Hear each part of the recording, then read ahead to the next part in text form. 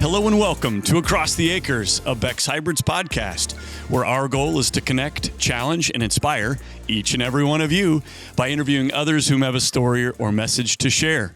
My name is David Ringer. I am your host today, as usual, along with my ever faithful, I can't talk, co-host, producer, engineer, man who provides us water, Aquafina sponsoring today's episode, and the one and only Morgan Fitch. Hello. We're not actually sponsored by Aquafina. Yeah, we are not. Okay, so scratch that from the record. But with us today, we have the one and only Jim Schwartz. Jim, how are you? I'm well. If I was any better, you'd have to split me in half and make two of me today, David. I don't know that your wife could handle that. That is a true statement. Yeah. And by the way, it's good that there is only one and only of me. Yeah, so. This is a good thing. Jody would be really, really upset if we split you in half, too. Maybe. Is your life insurance paid up? Yes. Personal question. Yep. Okay, so then, yeah, she probably wouldn't care in the long term. Yeah. She'd get over it. Yeah. But speaking of which, tell us about your family, Jim. I have been married 31 and a half years to a lovely lady named Jody. Yes. We have three sons. Our oldest is finishing his dissertation right now, and he is teaching at the same time. He's a professor at a small Christian college in Ohio called Cedarville University. My youngest is, he works for John Deere. He finished his master's degree under Dr. Belo at University of Illinois, and he is North American plant nutrition lead for John Deere. His wife is a chemical engineer. He's been married 2 years in August, and his wife is a chemical engineer for Bayer. They live in Muscatine, Iowa. Okay. And then our middle son is a young man named Sullivan. So Stanley is the oldest, Stephen is the youngest, and Sullivan is the middle son. We adopted him from the Ukraine when he was 13. He lived with us for about 5 years. We moved him when he was 18. He was emancipated, and so he moved down to Gulf Shores. Oh, nice. And we have not heard from him since. Seriously? Yeah, nope, haven't heard from him since. Yeah, so okay. That young man, he grew up, had a tough life, and so he lived in the sewers for like 2.5, 3 years before they found him and put him in an orphanage. Oh my gosh. Yeah, so it was a pretty challenging life. I think he really struggled understanding how folks in the U.S. or who'd never met him before could even love him, right? And so so that was that's Sullivan. But anyhow, I will tell you this: not too long ago, I was driving and thinking, I've had a good career and pretty happy with life and all that. And yet I'm the least talented member of my family now. Holy man. But that's a good feeling, right? That's a great feeling. It is. Your goal as a leader is to make those around you better than you were. Mm-hmm. That's a low bar in my case, by the way. Oh, but I beg to differ, my friend. Beg to differ. Most talented agronomist I know. For sure. No offense to John Skinner, the second most talented agronomist I know, but Jim's at the top shelf. So 100%. Morgan, if you want to know anything about dirt, here's your guy. Oh, I've heard his. His talks. He's genius. You make soil fun. He does. Yeah, he makes for the common fun. man like us. Right. Yeah, absolutely. Person. Morgan and I enjoy things that come from the soil. We don't necessarily really care how it happened, but you make it, so we want to know.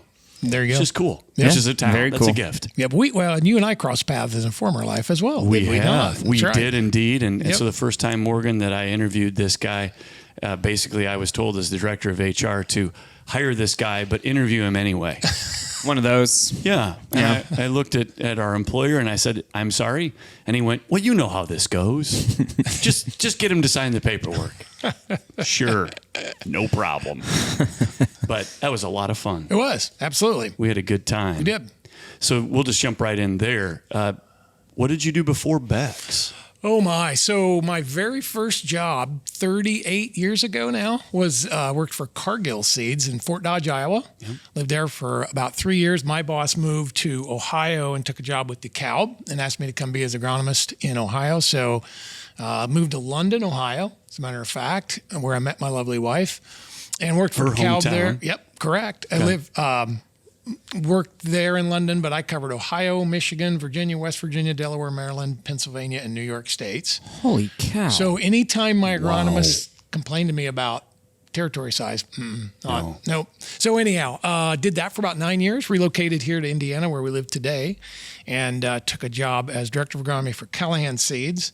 Callahan merged in with LG Seeds, and then took a job as director of agronomy with LG Seeds. But that required a move to Peoria, more accurately Morton, Illinois. Yay. Yep. Yeah. And, great town. Yep. Moved to Morton. But I promised my wife if she didn't like Illinois, we'd move back in a year. And 9 months later, we relocated back to Indiana. So I wonder why. Yeah. And so that at that point in time, myself and two other gentlemen started our own seed company called iCorn. It's an internet-based seed corn company. 7 years later, sold that business to Monsanto. Did a couple different roles with Monsanto. My last role was a U.S. agronomy lead for the regional brands. Then went to work, interviewed with my favorite HR guy of all time. Thank you. Yeah. Thank you very much. And took a job helping Greg Sauter start this company called 360 Yield Center, right? Yep. Did that for 3 or 4 years. I kind of got that entrepreneurial itch again to do that. You bet. It was fun. It was very fun. Because you think about it, David, we kind of, in a way, changed agriculture. We created a verb. We did. Called Y dropping, right? You've been Y dropped. Yep. Yeah. That's right. And then it'll be 7 years in February. I came to work here at Beck's as director of PFR and agronomy. And then 3 Augusts ago, they asked me to take on the responsibility of the breeding and research group as well. So they just keep adding to your plate. At what point is your plate full? Like, can we put like maintenance and ground repair in there too? I don't know. Hey, just whatever I can do, I'll do it, I guess. Why not? Yeah, why not? You don't say no very well, apparently. I do not. Yep. So this is the best part about having interviewed Jim and then subsequently taking care of what employee needs existed. Yeah. We worked for a parent company called Encore, still a great company. They own a lot of different smaller companies or smaller entities. Jim was primarily focused on 360 Yield Center, but my job was to take care of all employees for all those divisions. And so I'm basically, I don't know, air traffic controller, if you will. Yeah. And this young man comes in one day, and you probably don't remember this, but he had gotten one of our company trucks. David, I love this truck. It's a great truck, but I have two questions, 2 favors to ask. One, can you never get me an EcoBoost? Because that thing is just killing me. It's driving me nuts. Terrible gas mileage, and it has no guts. I think guts was the word you used. And number 2, can you get me a license plate that isn't Illinois? Because we're domiciled in Illinois, therefore the plates follow that. And you're like, it's really bad to drive into my neighborhood with Illinois plates. That is true. And for all the reasons why. But anyway, I do actually remember that conversation. Sticks in my mind. You came into the West Wing that day, which is where our office was. Anyway, good stuff, fun stuff. Yep. Being at Beck's, what is different about the way we do business culturally than some of your previous employers? Yeah, it's actually, I always tell people it's the 4 C's. When people ask me why I came here, it's 4 C's. It's company culture and customer centricity. That's good. Centricity is with a C. Yep. Okay, I'm learning. It is for the purpose of this discussion. Okay, good. All right. I like it. I can't spell. It's when I mentioned that one of the things I really enjoyed about 360 was what attracted me to it was, we get an opportunity to do something different, right? To change the way farmers thought about nitrogen. You bet. That was really cool. I really enjoyed that. And the same way here, when you get up in the morning, you have the opportunity to work in a company culture that affirms who you are. I always tell people one of the neat things about working here is you can be authentic. Yes. Right? You don't have to fake who you are, right? You can be who you are, whomever you are. You can be who you are. And that's pretty neat. But then also, so that's that company culture part. But again, faith, family, farming, those things are primary in my life too, right? And then that customer centricity is it's genuine and weird and odd at the same time, right? After all those years working for Cargill's and Monsanto's of the world that say, hey, what can we do today to help a farmer succeed? It's not, hey, what can we do today to focus on the quarterly profits? Yeah. Right. And that's pretty fun. That's pretty energizing to be able to do that. And then also I would say within that, having the freedom to operate, to exercise some of your crazy ideas and do things differently, that's really, it's invigorating, right? You wake up in the morning and go, I'm ready to go to work today. You bet. Yep. Let's do this. Yeah, exactly. I've never had the privilege or whatever you want to call it to work for a corporation, to work for a mega company. It's always been family-owned, entrepreneurial, footloose and fancy-free, so to speak. Yep. Does the quarterly grind get to you? In that former life? In the former life. Very much so. I mean, we're making decisions based on short-term situations that may or may not be good for who we are. I'll tell you a quick story. I remember one year, I won't even tell you the employer, but you can probably figure it out. They decided that the fourth quarter results were not what we wanted to be, so no more travel. If you wanted to travel, you had to get permission from the CFO of the company, which was a large multinational company based in St. Louis, in order to travel. Okay. All right. This was when I had a role as a corn product manager. Okay. So I had to go out to the East Coast, to Pennsylvania, Delmarva, to look at corn. I got approval for X amount of dollars to travel. It's pretty expensive out there. I didn't think about that. And so I ran out of money to pay for hotels and gas and all that stuff. So I'm done looking at corn. I'm like, well, I don't have money for a hotel room. I don't have enough money to stay overnight, eat a meal. So I guess I'll just drive home. Oh my. Yeah. And I'm driving home now, and it's going to be 3 or 4 o'clock in the morning. I'm tired. I called my wife at 10. And I'm like, listen, if I die in a car wreck, sue them for everything they're worth, man. Because I'm like, but to your point, right? They were not focused on me. They were putting the fourth quarter profitability above my well-being, safety, right? Safety. Correct. Yep. Yes. That is so different than what we do. Yep. And good or bad. Yep. It's just very different from what we do. Yep. It's correct. Customer centric. Yeah. That's beautiful. I've not heard that before. Yep. I haven't either. Okay. No. Yep. I think that's perfect because that's their focus and the drive. And obviously, we don't want to run out of money. We're very frugal as an organization. Yep. We watch our pennies and P's and Q's. We're not throwing it away. Nope. But when it comes to you being stranded out east, we're going to get you home. Yeah. Exactly. Sonny would fly the jet out and go pick you up if we had to. Right. There's stories like that Yeah. too. Right. Yeah. So yeah, to answer your question, not letting the bottom line drive decision making that's pretty neat, right? Now, it doesn't mean we don't strive for profitability and success Absolutely. and all that stuff, but it doesn't drive who we are and how we act, and that's kind of refreshing coming from multiple large corporations like that. Absolutely. Yeah. As tour groups come in, it's always a little bit fun for me, and I don't get this chance very often, but if I'm on the bus from the airport to here, I like to simply point out the homes and where they live. And more people than not tell me, that's not true. That's not where Scott lives. That's not where Sonny lives. Oh, come on. That's not true. They would be living in a mansion somewhere. Well, that's a really nice house. It would not be qualified as a mansion. No, not at all. Not at all. Nope. And that speaks to who and what we are. Yep. The frugality, the common sense nature, how we live our life. Yep. But hey, it's a unique approach. For sure. Yep.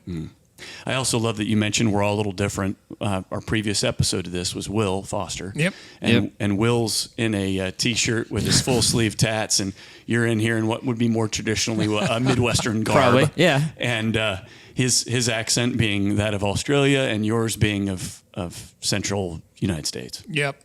A little different. A little different. Yep. But yet we work together in such a cool, powerful way. Absolutely. And get along great. Get By the along way, fantastic. if my wife had her choice, I think she'd move to Australia. So Really? Yeah. Interesting. Well, now you know who to call. Our oldest went and studied at Australia National University in Canberra. I didn't know that. Yeah, he had a Fulbright scholarship to go study there for a year. And so my wife went and visited him one Christmas. I stayed here because I was working. But she and my youngest went and visited. I know, isn't that pathetic? And they came back? I know, exactly. They're pathetic. But anyhow, she loves it. In fact, they have a candy over there called Cherry Ripe. And we have a permanent supply of Cherry Ripe candy bars that I may not touch. However, she gave one to Will. Oh, Because Will was a fellow Australian. I'm Googling the best that. Cherry Ripe. Cherry Ripe. I don't know. The I gotta best get some sweet of that. treat to come out of Australia is Tim Tams. That's my favorite, far and away. My wife would tell you Cherry Ripes. I'm like, it's Tim not even Tams close. are. Yep. Do a Tim Tam slam, dip it in coffee. Oh, There's nothing better than it's that. so good. Did you find it? Absolutely. Yep. Amazon, Yep. right, is a beautiful thing. And I've always thought a lot of your wife, but I'm not sure after reading this description, this is something anyone would want to eat. It's but she loves coconut it. and cherry and dark chocolate. Yeah, She loves them. I may be in. Would you? I love coconut, so Yeah. like, She absolutely Probably loves them. me then. She That's makes off. her own now. Oh my Whoa. goodness! Yeah, Of she course makes her own does. cherry ripes. Oh, Yes, his family is so talented. He's not lying when he says he's the weakest of the group. it's true. I It is true. still remember when I first met your boys, two of your boys. Yep. They both, at that time, were pretty young. This was Mm-hmm. 10 so years ago, 11 years ago. And they both walk up, they walk away, and I'm like, yeah, they're smarter than me, and they're 12 or 15. They were probably 15 at the time. You know, but- that was a beautiful thing about homeschooling them, because I officed out of my home all those years at Monsanto, and they would be down studying or something. I'd go, hey, Stan, how do you spell whatever? And he would just holler it right up, and I'm like, thank you. You know, That's what I needed. exactly. Appreciate it. Oh, that is priceless. amazing. Yep. I had forgotten they were homeschooled too. All the way through. Okay. Yeah, their mother. What? She is a gem. She definitely is. She I hope she never listens Now, to this does she podcast. teach public as well? Because I know She teaches at a school, quote unquote school, but it's 500 homeschool kids, K through 12. Gotcha. Okay, because So, my coworkers, Zach, little sister, Zach's little yeah. sister had her as a teacher. Yeah. She did. I ever? Do you know the story about her in the textbook? yes, but Yeah. they don't. Yeah, she So- for years and years and years. She teaches, among other classes, high school honors biology, and she complained about the curriculum. And she complained about it for years. I'm like, you know what? You ought to just write your own textbook. Stop complaining, write your own textbook. 5 years later, she put out her own textbook. And now I keep trying to talk her into listing it on Amazon so I can retire and Yes. go work on my farm. You know? There you go. That's what we need. Yeah. You only need the one thing. I know. You don't That's need the exactly four right. things. You I need think the one she's thing. getting close to releasing it on Amazon, though. So Good for her. yeah, man. Seriously. Yeah, yeah. That would be So- so cool. Think of book royalties. I know. What do you think I'm thinking? You're of just when I say sitting in ribbon? I the know sitting in it. the tractor, just know it. hanging out, just making cash. That's the idea. You can just hear the cha-ching, cha-ching. And she has a picture of Australia, by the way, on the cover of her textbook. So it tells you. Man, Bringing she's that got a real crush circle. on She Australia. really wants to go. Yes. Wow. Yep. So you're probably coming up on a big anniversary here pretty soon. We did 31 last year, coming Yep. up on 32. So you've got 35 is a big deal, I guess, right? Every 5 years is a big deal when Yep. we get north of, say, 5. So 35th year anniversary. Yep. Maybe you surprise her with a trip to Australia. That would be a good idea. Here's the deal. I still owe her a honeymoon. Uh-oh. Oh Yeah. my good, This is Jim another- Schwartz. I know, isn't this Seymour. terrible? Unbelievable. Okay, here's the deal. Oh, boy. Shame, Here's- shame, shame. I know, it's terrible. Well, we got married in May, and at the time I was an agronomist, obviously, and I told her, I said, look, we can get married in May, but if it's planting season, I have to plant. I can't, not plant plots. Right. Well, it was 1992. That year, believe it or not, it snowed at the 500. Scott Goodyear, I think he won or finished second, but we had a cold front come through. But so I was like, okay, we can go ahead and go on the honeymoon. But about halfway, about 3 or 4 days through the honeymoon, the weather broke, and my dealers are calling me, and I'm like, I'm sorry, we have to go home so I can plant plots. Can you believe she's still married to me? So I still owe her a honeymoon. Yes, you do. I know, isn't that terrible? Wow. Yep, I'm pathetic. I don't know that I'd use the word pathetic. Maybe dedicated to the point of, detrimental behavior to yourself and others, but dedicated. Yeah. Let's go with dedicated. Yeah, for Yeah. sure. Wow. Yeah. Well, about a year into our marriage, so I think you know this. I'm an early riser, You bet. and so I'm fine to go to work early. Well, anyhow, when I was an agronomist, that job was probably my favorite job. Absolutely loved it. Okay. Yeah, loved it. And that and the product role, I just absolutely loved. Yes. But about a year after we got married, I was still leaving the house at 5 a.m. and coming home at 10 at night. And I remember she said one time, she's like, "Hey, do you realize you're married?" Ooh. Yeah, and I'm like, what do you mean? She goes, well, you still live like you're single. Because I'd been single for 7 or 8 years Yes. prior to marriage. And she's like, well, you don't live like you're married. I'm like, point taken. Thank you very much. Yeah. When they say that, it cuts. Yeah, exactly. It cuts deep. Yeah. Yes. And for our viewing audience, not the listening audience, but the viewing audience can see you do not look your age. You just don't. I remember when we hired you and I put the paperwork through and I looked and I went, oh, yeah, right. He's not that old. I mean, I would easily put you 15 years younger than what you are. How old do you think I am? Well, what do you look What a like? I question. know what you are because I've seen the paperwork. Yeah. But yeah, I'd say, what, 45? Nice. Yep. I'll be 61. 61. It's just, Yep. it's crazy. Yep. Plus, you have the energy of a 14-year-old on sugar, like a lot of sugar. So that also contributes to the youthful energy you exude. Caffeine, brother. Lots of coffee. Well, nothing wrong with black that. coffee. That's fuel right there. We need our fuel. That's right. Yes, we do. There's one more topic when we're talking stories here. I want to make sure Morgan is aware. There's a photo of him trimming a tree in sandals or Crocs. Flip-flops, wasn't it? Glides, flip-flops. Yeah. Oh, yeah. Explain the Jim Schwartz thought process there. You've abandoned your wife on your honeymoon. Right?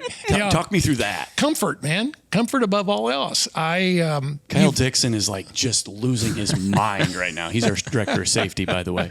Well, the prior story to that was that, and then many folks have heard this, our farm down in southern Indiana, I was clearing out hog panel fencing, and I was folding it, right, and stepping on it to fold it all up. And my son comes out, and he's like, "Dad, can I help you do this?" I'm like, "Dude, you're wearing flip-flops. No, you can't help me. Get back in the house."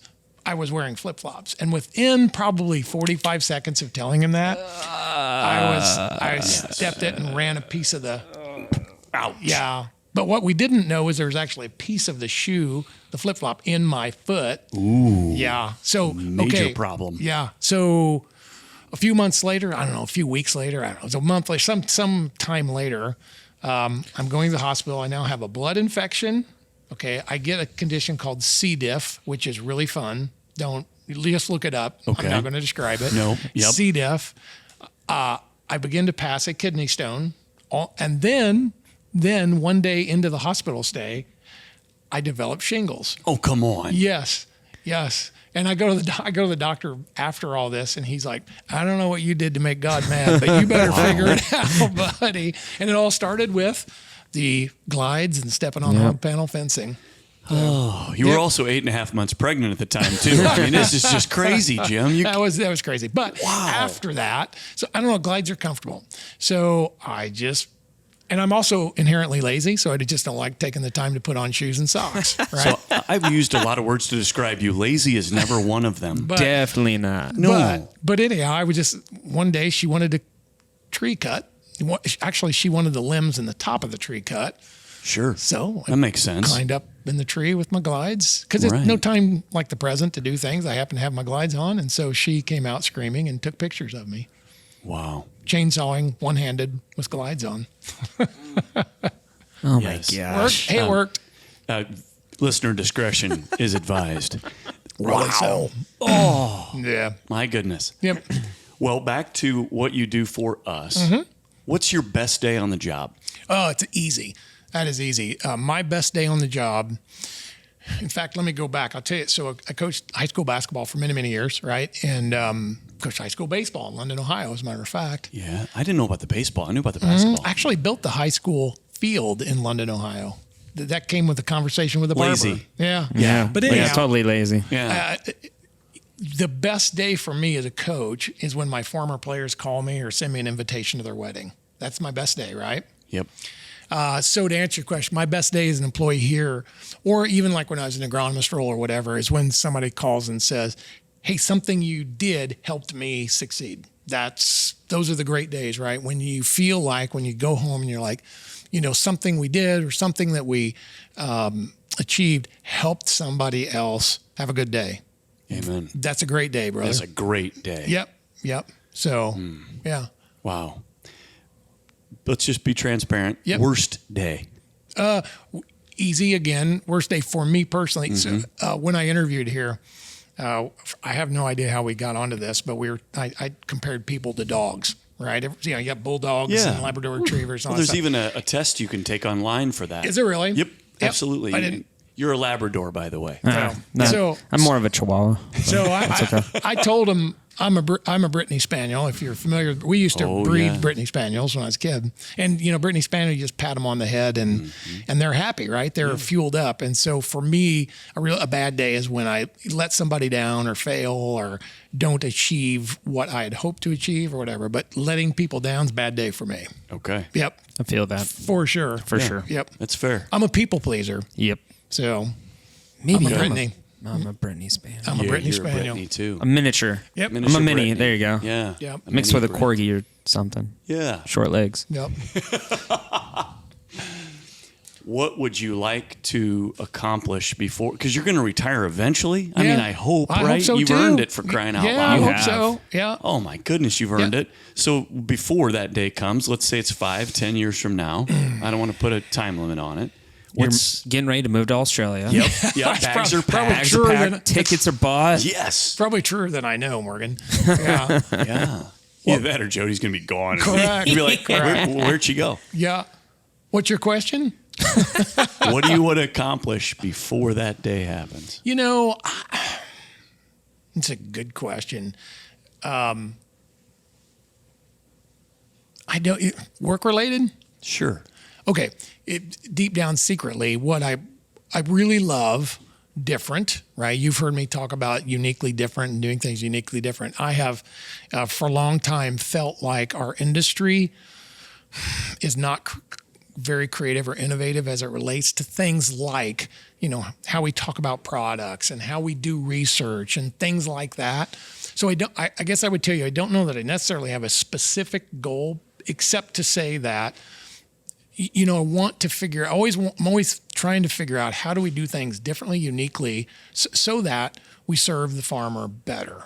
I guess, I was listening to an Alistair Begg sermon the other day, and he talked about how do you want to be remembered when you leave the earth, right? Because here's the deal. We'll be remembered by about one generation, maybe two.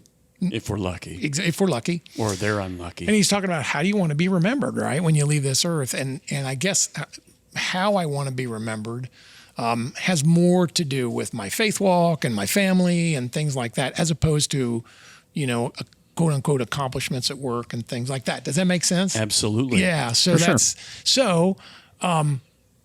so I guess I would tell you what I want to accomplish here in the next 5 or 6 years, to just continue to innovate, be different, do things different, so that farmers can benefit from it.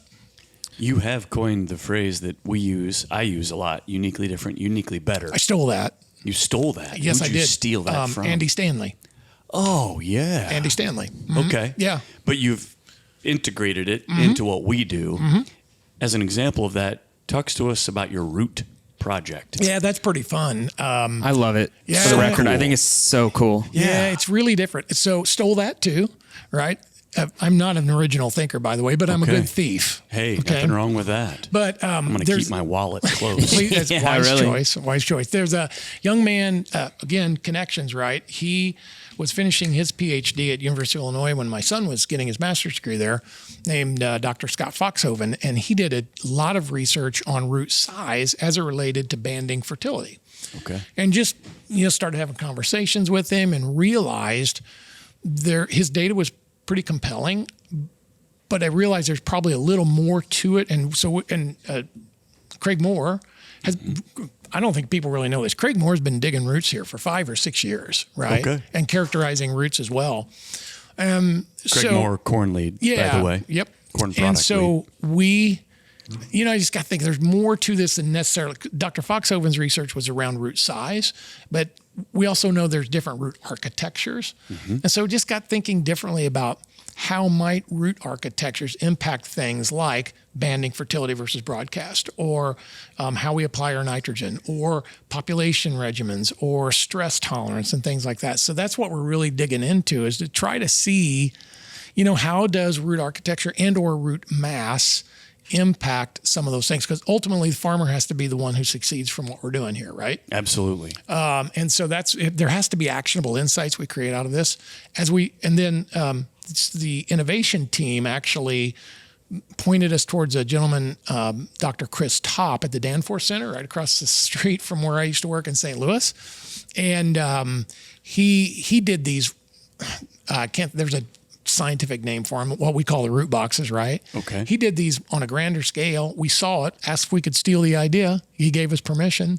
And so the interesting thing is, when you unveil them, man, my life axiom is every day I live, I learn how dumb I was the day before, right? Ooh, amen. And what we're learning about roots, it's fascinating. It really is fascinating. It's game changing. It could be, right? We hope want it to is. learn. Yeah, we want to learn how to harness that for the farmer. Absolutely. Yep. I do believe it to be game-changing eventually, and here's why. Here's the look on most farmers' faces when they see that root tub or root box. It's usually, or the cameras come out. A lot of people taking totally. pictures. Oh, yeah, they're just blown away by what that corn plant could do, what God has perfected a plant to do. Yeah, it's amazing. And we're learning things. We're doing some work in practical farm research. We're doing a collaborative project with University of Illinois as well, and they've seen some neat stuff. And Craig Moore actually did a meta-analysis of 5 to 7 years of data, going back and looking at some of the root architecture stuff, and pretty interesting. You're going to probably see some of that data here this fall. Good deal. Yeah. In a book, maybe? I don't know if it'll be in a book. Maybe not in the PFR Maybe on a book. website. It won't be in the PFR. Won't make that. Not yet. Okay. Yep. All in good time. Yep. Speaking of the PFR book, that'll be coming out here shortly, so we're going to let you get back to proofing that. Thank you very much. That's what you're doing right now. True. But before we let you go, Morgan, anything I missed? No. You're a good dude. Thanks, brother. I love working with you. Same here. Right back at you. Anything you need to share before we get to the hard stuff? No. We may need to have him back for another episode. That'd be awesome. We should. I got questions here we never even got to. Our first returning guest. Yes, I think we're going to have to do that. Sorry. And no, that's a good thing. But if you're ready, fun, fast 5. Okay. Time. All right. Fast food or healthy food? Now, healthy food. I'm trying to lose weight again. Don't go too far. Yep. Loud neighbor or a nosy neighbor? I would tell you I have a loud neighbor, and I'm not really fond of it. Okay. So I guess I'll take nosy. Take nosy and quiet. Smartest person or richest person? Oh, smartest. Okay. Yeah. A misquoted movie or a misquoted lyric? My wife tells me I'm the worst at song lyrics in the free world. So I guess I'll go with that, right? Okay, yeah. That one's for you, like Jody. Rocket Man from Elton John. Yes. Yeah, exactly. Okay. Yeah. Last but not least, under or overestimated? Oh, for me personally, over. I'm there's so much less to me than meets the eye. I beg to differ, but for sure, you're the one in charge of this podcast, so we'll let it go at that, I guess. But no, you're just one of my all-time favorite people, and so I was thrilled to have you on here today. Thanks for giving us your time. Yeah, absolutely. No, you're super, super busy, but it's been a privilege to know you. Yep, same here, man. Appreciate it very much. All right. With that, ladies and gentlemen, it has been a pleasure to have all of you with us today on Across the Acres. Please join us next time where we interview others who have a story or message to share, where we hope to connect, challenge, and inspire. Please give us a 5-star rating and review on the podcast provider of your choice. And until next time, we will catch you across the acres.